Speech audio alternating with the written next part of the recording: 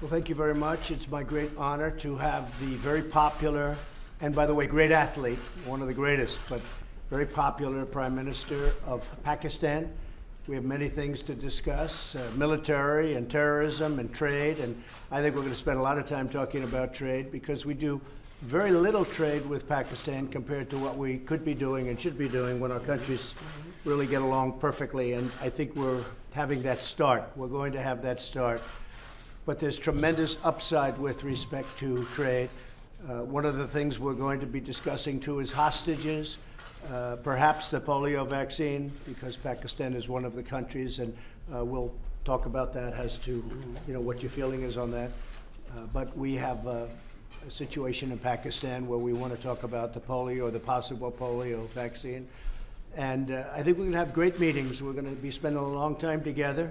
We have our representatives meeting right after we're finished, and we just came out, Mr. Prime Minister, with tremendous economic numbers for the United States, the best we've ever had. We have the best economy we've ever had, and I think we can shift some of that over to Pakistan. We should be doing tremendous business together, so I look forward to it. Inshallah. And it is an honor to have you with us. Thank you very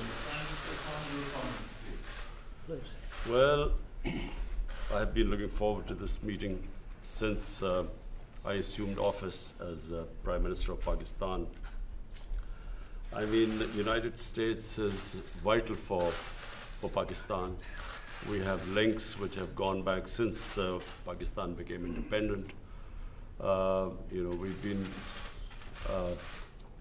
fighting wars together. First, Soviet invasion of Afghanistan, Pakistan was a frontline state, allied to the US, and then again the war on terror, which was after 9/11. So I look forward to my conversation with you, Mr. President. Pakistan has been your ally for 14 years in the Afghan war.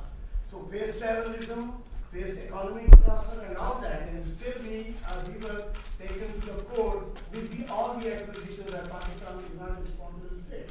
Now when India and US have developed an alliance in the region, how you plan to foresight about the past-US relationship, how they can be strengthened when they difference with India, number one, and secondly, after your campaign, what kind of promises, if you are elected again, what kind of promises you are going to make? Okay, that's a big question. That could go on for hours, that answer. I will say that we have a very good relationship with India. I know that your relationship is strained a little bit, maybe a lot, but we will be talking about India, a very big part of our conversation today, and I think maybe if we can help intercede, do whatever we have to do, but I think it's something that can be brought back together. And we'll also be talking about Afghanistan. We've reduced our number of troops there by quite a bit. We are continuing to reduce troops in Afghanistan. We're working with Pakistan and others on getting an agreement signed, as you know, and we'll see what happens. But we will be talking about India and Afghanistan, very much so. The Washington Post is reporting today that Huawei had a relationship with North Korea to build their commercial wireless network. Have you been briefed on that? Do you have concerns about it? I know all about it. I know all about Huawei. I know all about 5G, and we're working on it. And we have companies that are now getting very, very strong in that department. And we're going to have 5G. We're going to have the best 5G in the world, just like we have everything else. Our Silicon Valley cannot be competed with. There's nobody that can compete with Silicon Valley for the brain power or for what we do. And nobody was focused on 5G, but now they are. And we have great companies going into 5G, even if they don't want it to. A lot of them were very happy doing what they were doing, but now they're going, at my request, they're going into 5G. So we don't need anything from anybody. You have additional concerns about North Korea. What? The Post is reporting about Huawei's relationship with North Korea. Well, we'll have to find out. Our relationship with North Korea has been very good. We've really established a good relationship with Kim Jong-un. I have personally. There's no rocket testing. There's no missile testing. We're getting our remains back. We got our hostages back. And we have a very, very good relationship, the two of us, and that's very important. There's been no nuclear testing. And what they're doing with 5G will be, you'll have to see. I'll find out. This is Jahan Zaib Ali from ARY News TV Pakistan. Say it again? Sir, this is Jahan Zaib Ali from ARY News TV Pakistan. Lindsey Graham, when he met Imran Khan, he says, you both are kind of same personalities. You are the president who fulfilled all your promises you made in I your do. campaign. I And do. the same like Imran Khan, he's also fulfilling all his promises. So how do you see this meeting, like same kind of person, straight to the point? Well, I think we're going to have a great meeting today. I know that it's an important meeting. I consider this a very important meeting because I think we haven't met the potential of either country. I think the potential with Pakistan and likewise the opposite way. I think we have not even come close to meeting it. There is tremendous potential between our country and Pakistan. I think Pakistan's going to help us out to extricate ourselves. We're like policemen. We're not fighting a war. If we wanted to fight a war in Afghanistan and win it, I could win that war in a week. I just don't want to kill 10 million people. Does that make sense to you? I don't want to kill 10 million people. I have plans on Afghanistan that if I wanted to win that war, Afghanistan would be wiped off the face of the earth. It would be gone. It would be over literally in 10 days. And I don't want to do that. I don't want to go that route. So we're working with Pakistan and others to extricate ourselves, nor do we want to be policemen, because basically we're policemen right now. And we're not supposed to be policemen. We've been there for 19 years in Afghanistan. It's ridiculous. And I think Pakistan helps us with that because we don't want to stay as policemen. But if we wanted to, we could win that war. I have a plan that would win that war in a very short period of time. You understand that better than anybody. We've been in there not fighting to win, just fighting to, they're building gas stations. They're rebuilding schools. The United States, we shouldn't be doing that. That's for them to do. But what we did and what our leadership got us into is ridiculous. But I think we'll have some very good answers on Afghanistan very quickly. Mr. President, Jerry Nadler says the Yeah, go ahead. You go ahead. Go ahead. This is Vakil Haidar from GTV Network, Pakistan. Pakistani army has fought war against terror, and it has fought definitely and gave sacrifices in protecting Pakistan-Afghanistan border as well. But Pakistan's sincerity was always doubted. Coalition Support Fund was suspended by the U.S. Defense Department. So at this time, when Pakistani economy is facing great trouble, are you going to restore any package for Pakistan? So we are going to, that's right, we were paying $1.3 billion to Pakistan as aid, working out for many years. The problem was Pakistan, this is before you, Pakistan was not doing anything for us. They were really, I think, subversive. They were going against us. And this is something we'll be I ended that about a year and a half ago, the $1.3 billion. And I tell you what, to be honest, I think we have a better relationship with Pakistan right now than we did when we were paying that money. But all of that can come back depending on what we work out. We're working out things that are very important. We have I consider this very important. We're working out things that are very, very important. And I think at the end of this, at the end of a very short time, we're going to have a very great relationship with Pakistan. And we should. It's a great country. They're great people. I have many friends from Pakistan. Living in New York, I have a lot of Pakistani friends, I will tell you that. And they're great people. Smart, tough. They are tough. There's no question about that. They're like him. They're tough.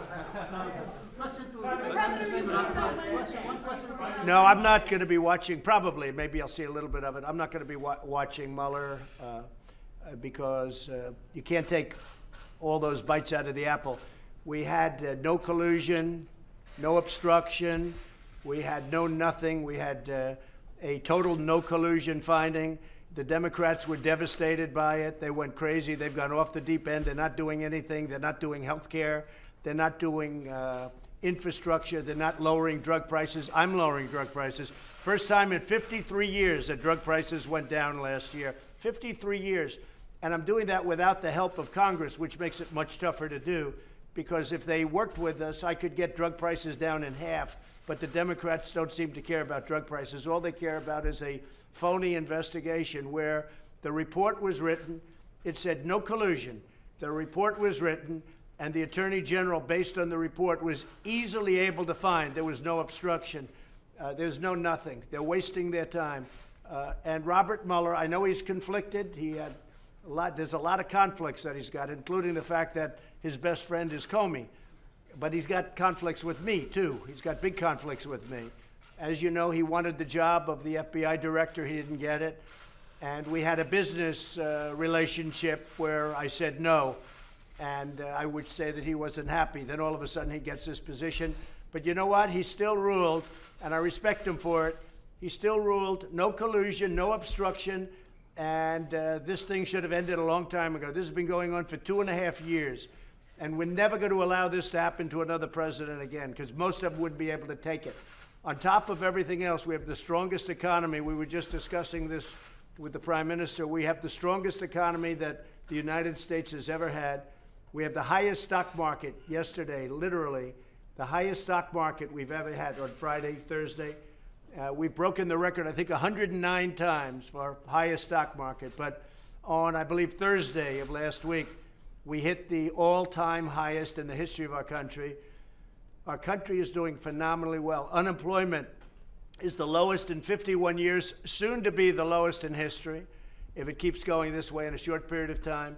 Black, Hispanic, Asian unemployment, the lowest in history. Women, the lowest in 72 years. Nobody has ever done what we've done. Nobody's done in 2.5 years what we've done. The biggest tax cuts in history, the biggest regulation cuts in history, so many things for health care. We got rid of the individual mandate, which was the worst part of Obamacare, and what it's going to end up, if we end up winning the House back, we keep the presidency, we should keep the Senate, we should keep the presidency, I would think easy, when you have the strongest economy in the history of our country, and somebody's going to run against that particular president, even though in this case it's me. In theory, I have a big advantage. I don't know. I'm going to have to ask you. But in theory, I have a big advantage. So a lot of great things are happening. But the Democrats, they don't want to talk about that. They want to stay off the economy subject. And what they're doing is just hearing after hearing after hearing. It's nonsense, okay? They tried an impeachment vote, and they got slaughtered last week. They got absolutely slaughtered. It was the most ridiculous. I didn't even know they were going to do it. And I'll tell you, just in finishing, I have a lot of respect for the Democrats because most of them voted against impeachment last week. And I have a lot of respect for those Democrats that did that because they're doing the right thing for the country. No collusion, no obstruction. Okay, anybody else? Say it. Yeah, we're talking about it. Secretary Mnuchin is talking about it. We're having very good talks with the Speaker of the House, with Nancy Pelosi. We're having very good talks with Chuck Schumer, and of course with Mitch McConnell and Kevin. We are, Kevin McCarthy, we are, I think, doing very well on debt. If you look at debt limit, however you want to define that, but we're doing very well on that. And I think we're doing pretty well on a budget. Very important that we take care of our military. Our military was depleted. And in the last 2.5 years, we've undepleted it, okay, to put it mildly. We have made it stronger than ever before. We need another big year. So we had $700 billion. We had then $716 billion. And this year, we're going to be asking for a number slightly larger than that. We're putting our military back into a shape that it's never been in before. The best missiles in the world, the best equipment in the world, the best military equipment of all. We're building submarines, the finest. Nobody can even think about competing with what we're building. We're building, as you know, new submarines. We have a new aircraft carrier coming online. It's the largest ship in the world. It's so large that maybe I could even land a plane on top of it, okay? But it's a big one. President Gerald Ford. It's a phenomenal ship. So what we're doing is incredible things for our country. And you know, just about, and I might say this about the military equipment. It's all made in the USA. Everything, 100%. It's all made in the USA, and you know, it's one of the reasons our job numbers probably are so good, lowest unemployment. Yeah. Mr. President, when you be visiting Pakistan, as you described Pakistan as a great country, so he will be definitely extending you invitation. So, would you be visiting Pakistan? Well, I can't say that yet because so far he has not extended me an invitation. And after today's meeting, maybe he won't, but I have a feeling he might. Yes, I'd love to go to Pakistan at the right time. Yes, please. Behzad Salimi here from Pakistani news channel Ab Tak. Is there any exact date or time frame of U.S. troops withdrawal is under consideration at your administration? Are you talking about from Afghanistan? Yes. Yeah, we have already withdrawn quite a few, and we're doing it very slowly, very safely. and we're working with Pakistan and with, as you know, we're negotiating with the Taliban. And we are doing, I think, very well in that regard. Again, it's something that we could do. We could go one of two ways. We could do a number the likes of which they've never seen before and win it very quickly. I don't want to do that. I don't want to do that because you're talking about millions of people, and I don't want to do that. And we're working with Pakistan on getting a solution. And I think it's being worked very well. Wouldn't you say so, Will there Mr. still be President? troops there? Will there be troops there on election day in Afghanistan? Well, I don't know. We're moving a lot of them out, and Do you want them to be gone? we've done what we were supposed to do. We've been there for 19 years, and we've acted as policemen, not soldiers. And again, if we wanted to be soldiers, it would be over in 10 days, 1 week to 10 days, if we wanted to. But I have not chosen that. Why would we kill millions of people? It wouldn't be fair. In terms of humanity, it wouldn't be fair. So we're doing very well, and I think that Pakistan is going to be a big help. What role do you see for India in Say it. What role do you see for India in Afghanistan? And Mr. Prime Minister, same question to you. What does India has a role to bring peace in Afghanistan? You see, this is the closest we've been to a peace deal in Afghanistan. Yeah. And there is no military solution in Afghanistan. There is no military solution because, as Mr. President says, if you go all out military, there will be millions and millions of people who would die. So there is only one solution. And I feel, and I think we will discuss this, it's the closest we have been to a peace deal. And we hope that in the coming days, we will be able to urge the Taliban to speak to the Afghan government and come to a settlement, a political solution. And what the Prime Minister, excuse me, what the Prime Minister just said is a very big story, and that's 100% true. We've made a lot of progress over the last couple of weeks, and Pakistan has helped us with that progress. But a lot of great things are happening. A lot of things are happening for the United States, and I think a lot of great things are going to be happening for Pakistan too, under your leadership. I really feel that. Thank you. Okay. Mr. President, on Iran, are we closer to negotiations or to armed conflict? I think Iran doesn't know where they are. I've been watching and reading a lot of reports, and right now they're a very mixed up country. They don't know whether they're coming or going. They have tremendous problems economically. Their country's in turmoil. They're having demonstrations all over Iran. Their inflation rate's at 75%.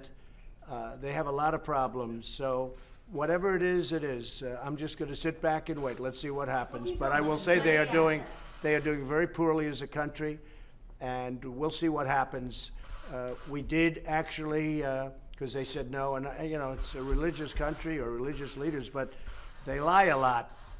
We did shoot down. Unfortunately, we had to shoot down a drone. The drone came down. You know how it came down with a new technology that's actually quite amazing. But we took down one of their drones. Instead of saying, yeah, that happened, they lie. They say it didn't happen. So we have, there's a lot of proof. It's called, take a look at it on the ocean floor. Just go down there, take your scuba gear and go down there in the, one of you would do that, I know. But we took down a drone. I think very importantly, I read a report today about CIA. That's totally a false story. That's another lie. They put out propaganda. They put out lies. I don't think Pakistan would ever do a thing like that, right? Definitely not. Pakistan never lies. Definitely not. But Iran does, unfortunately. So let's see what happens with Iran. We are ready for the absolute worst, and we're ready for sense too. But we are very geared up, and if they are really the #1 state of terror in the world. Now, I have to say they've pulled back because their money is running very low. The deal that President Obama made was a disaster because it was such a short term. It didn't cover ballistic missiles, and they couldn't see the important sites. Under this, you couldn't inspect the important sites. There were many things wrong. And of course, they gave $150 billion plus $1.8 billion in green, beautiful cash. That's called many plane loads of cash. I think Pakistan would like to have some of that cash. But they gave $1.8 billion in cash, which is unthinkable. And instead of being respectful and thankful which frankly they should have been to the United States and to President Obama for making that ridiculous deal. Instead of being respectful, they put their finger up in the air, and this finger, the thumb, they put their finger up in the air and they disrespected the United States. They shouldn't have done that. That was a big mistake. One of the best things I've done is terminate that ridiculous deal.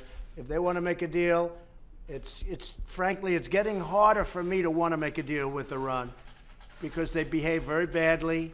They're saying bad things, and I'll tell you, it could go either way very easily, very easily. And I'm okay either way it goes.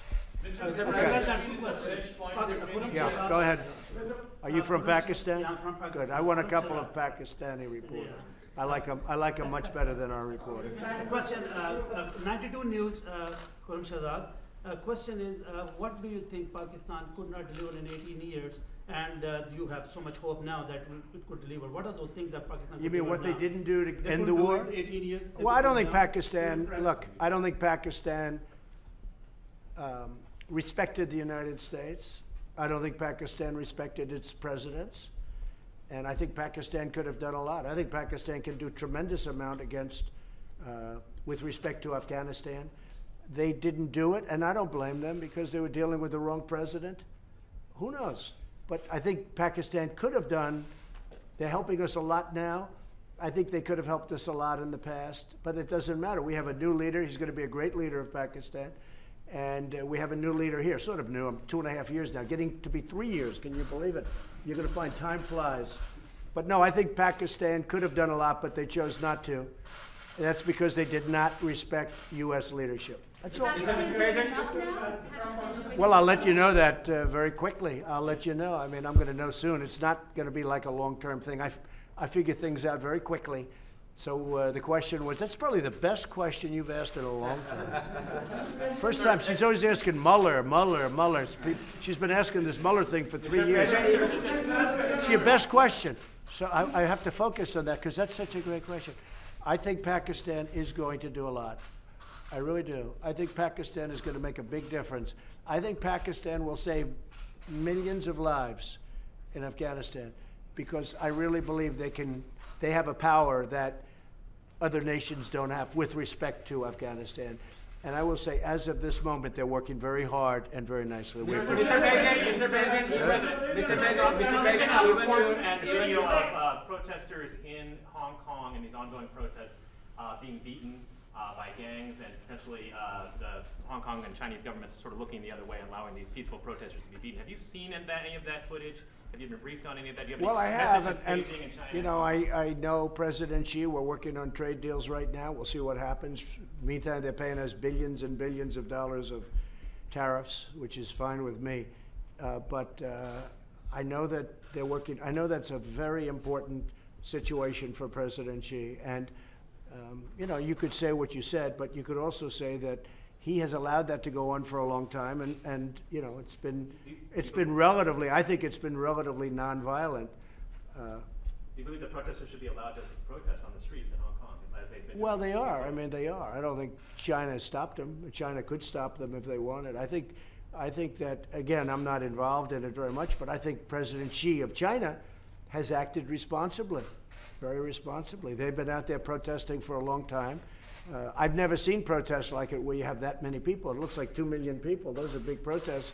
But I think that I hope that President Xi will do the right thing. But it has been going on a long time. There's no question about it. Mr. President, even Do you have anybody you want to take a question from? Prime Minister again.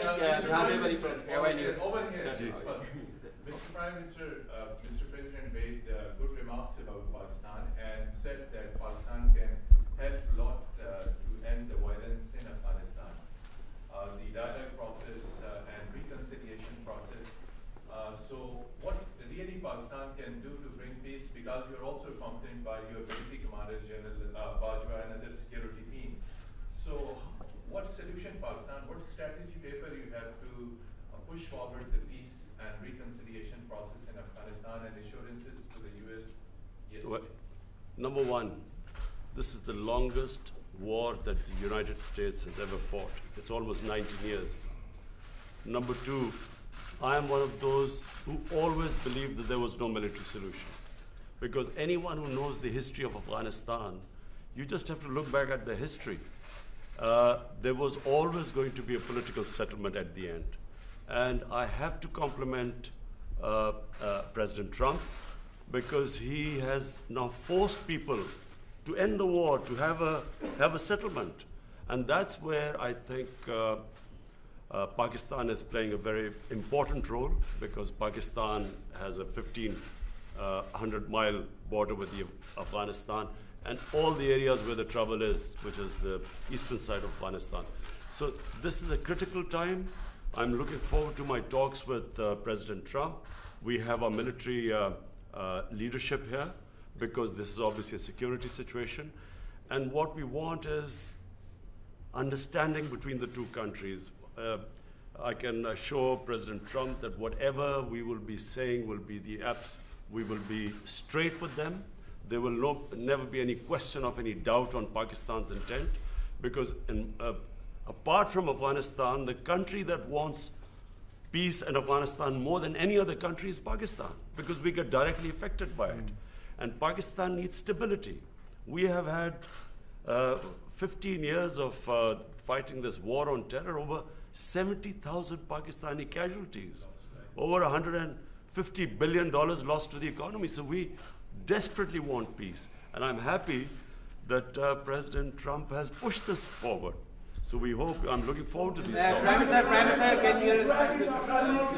Prime Minister, and apart from Afghanistan, there is another security threat in South Asia, and that is Kashmir dispute unresolved even by the United Nations and even by the U.S., who voted in support of that resolution in the U.S.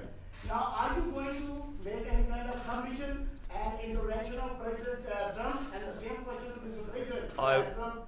Is he going to play any role in that? Okay, he's got it. I've got a question. I will be asking President Trump. It's the most powerful country in the world, the United States. It can play the most important role in bringing peace in the subcontinent. You know, there are over a billion and a quarter people in the subcontinent. They are held hostage to the issue of Kashmir, and I feel that only the most powerful state, headed by President Trump, can bring the two countries together. From my point, I can tell you, we have tried our best. We've made all overtures to India to start dialogue, resolve our differences through dialogue. But unfortunately, we haven't made headways as yet.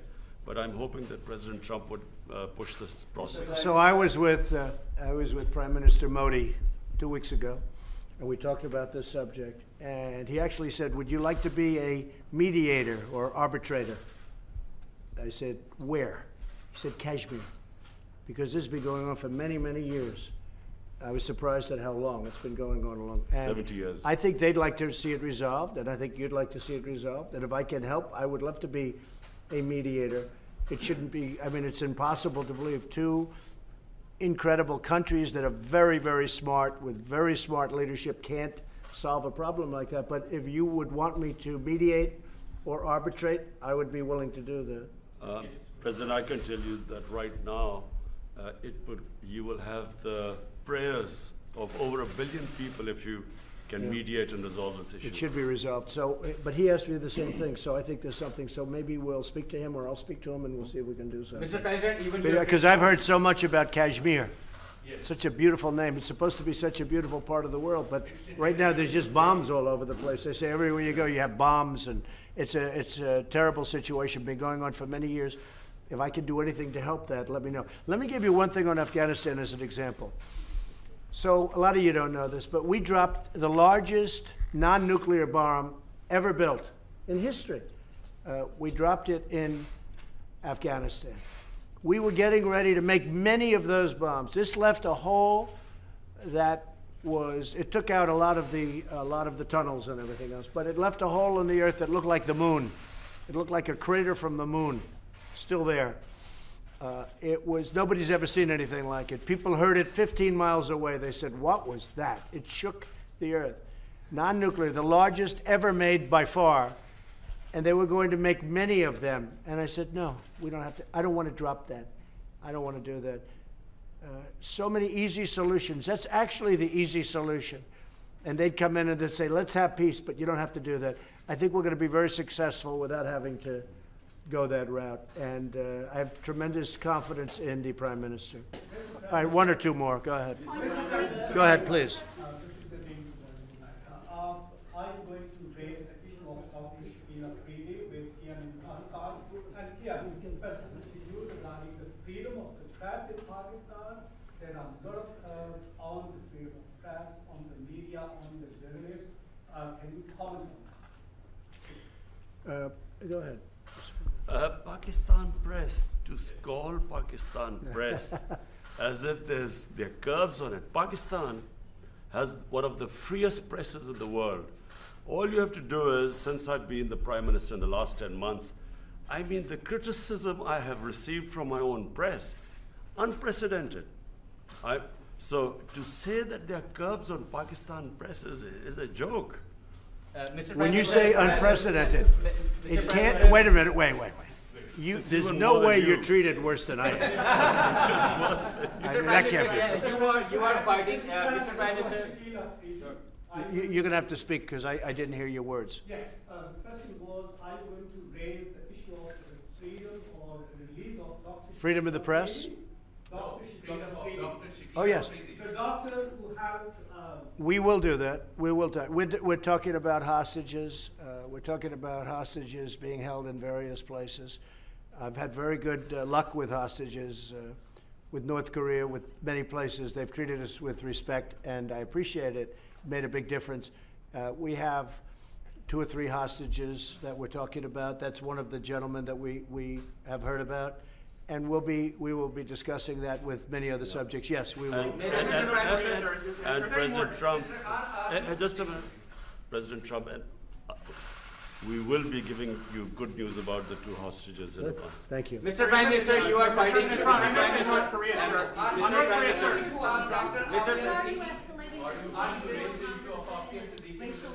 I'll tell it in a second. Go ahead. Ask it again. On your tweets, why are you escalating your feud with the 4 congresswomen and racial tensions in Syria? Well, I think they're very bad for our country. I really think they must hate our country.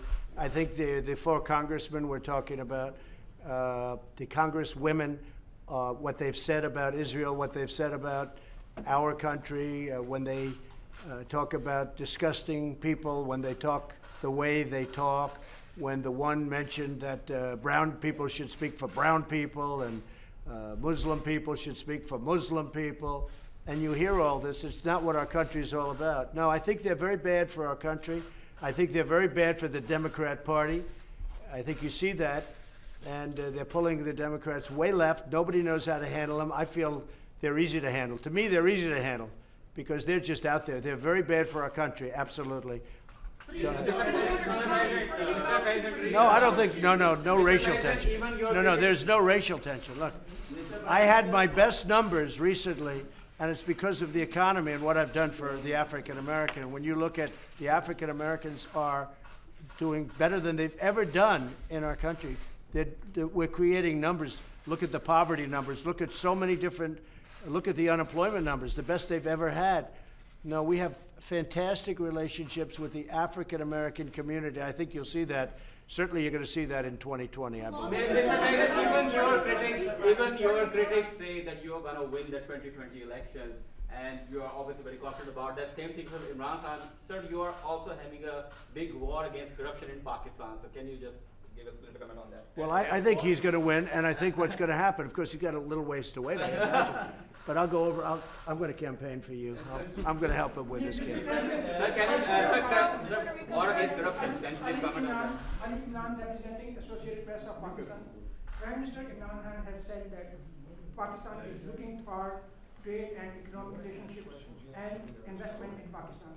Are you willing to do that? Yes. Because many experts say that economic prosperity is the best antidote to extremism and militancy. I agree, and I think that's very true, and it's actually a very good question.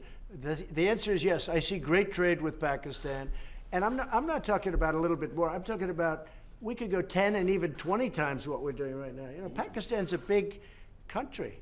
It's actually a very big country, and they have tremendous product. They make great product. They make tremendous. I've bought from Pakistan over the years when I was in the private sector. They make incredible product. They're brilliant people. They're hardworking people. I think we're going to have a fantastic trade relationship. I don't mean we'll increase it by 20%. I mean, I think we can quadruple it. I think you could go, I mean, literally, it sounds crazy, you could go 10 times more, you could go 20 times more. Because what we do right now is not much, and we should do a lot. So I think that's going to be, and I also do agree that that has so much to do with great peace. Having a great trading relationship has so much to do with peace and extremism in this case. I think it can have a, so I expect that we will, within a very short period of time, start having very significant trade with Pakistan. Sir, are there any working level talks with North Korea scheduled at this point since you met with Kim Jong-un? No, we just have a very good relationship, and probably they would like to meet, and we'll see what happens. There was a little correspondence recently, very positive correspondence with North Korea. Again, there's no nuclear testing, there's no missile testing, there's no nothing. I think we will, yeah, it's at a certain point, when they're ready, we'll be meeting. Good question, Mr. President. Good question. One question, please. Go ahead. One question, please. From Pakistan. Will you raise the voice for Dr. Ahmed Siddiqui? Well, there'll be things discussed, so, you know, that would be for afterwards. We'll discuss things. We'll be discussing it. Mr. President, good question on India. In Pakistan, one of the points of Pakistan, Balochistan, where India is sending non-state actors to destabilize them, and the people from there are going to Europe and other places, and they're getting asylum in India, which is actually an indication that India is helping those non-state actors to infiltrate in Pakistan, and they created that. And one of the guys Pakistan is holding, which was leading the network. So, do you think that the U.S. will be playing a role in stopping India to, I think I can very well. I have a very good relationship with Prime Minister Modi, and I think we're going to have a phenomenal relationship with the Prime Minister of Pakistan. I do think that it's a two-way street. You know, you say India's coming in and destabilizing Pakistan, but India's saying that Pakistan's coming in and destabilizing. So there's a lot of room right there where we could meet. I think we could meet. You had a question on Puerto Rico? Did he step down? Oh, look, he's a terrible governor. I think you have an even worse mayor of San Juan. She's horrible. I think she's horrible. I watched her. My people did nothing but complain about her when we helped them with their hurricane problem. The mayor of San Juan, Puerto Rico, is a horror show. She's incompetent, grossly incompetent. At the same time, the governor's not good. So the United States Congress, you won't believe this. Please close your ears, because this would be, gave Puerto Rico $92 billion last year for hurricane relief. Now, they haven't got the money, all of it, but they've got a lot of it, but they're scheduled to get. The Congress of the United States handed them $92 billion. And that $92 billion is in the hands of incompetent people and very corrupt people. But the governor has done a terrible job, and the mayor of San Juan she's horrible. I think she's just terrible. She's so bad for her people. And I think the government of the United States, they have to be careful. I'm the best thing that ever happened to Puerto Rico, because we did a great job in Puerto Rico. They don't like to give me the credit for it, but we did a great job. I have many Puerto Rican friends. I have a real understanding of Puerto Rico. I've had jobs in Puerto Rico. I think the most successful, I owned the Miss Universe contest, the pageants, and we had them in Puerto Rico twice, and I'll tell you, we had tremendous successes. In fact, they said literally 100%, this never happens, almost, I think it was close to 100, but 100% of the island itself was watching. They liked those pageants. Now, I've had a great relationship with Puerto Rico. I'm the best thing that ever happened to Puerto Rico. But Congress has given them $92 billion. Pakistan would like some of that, right? 92, not 1.3, because Pakistan was getting 1.3. $92 billion, and the money is squandered and wasted and stolen. And I'll tell you what, the senators are not happy about it, and Congress is not happy about it, because you really do. You have incompetent, totally, grossly incompetent leadership at the top of Puerto Rico. The people of Puerto Rico are great. And the people of Puerto Rico like me, and they should, because nobody's given them what I give them. But the leadership is corrupt and incompetent. Thank you very much, everybody. Thank you. Thank you, guys. Good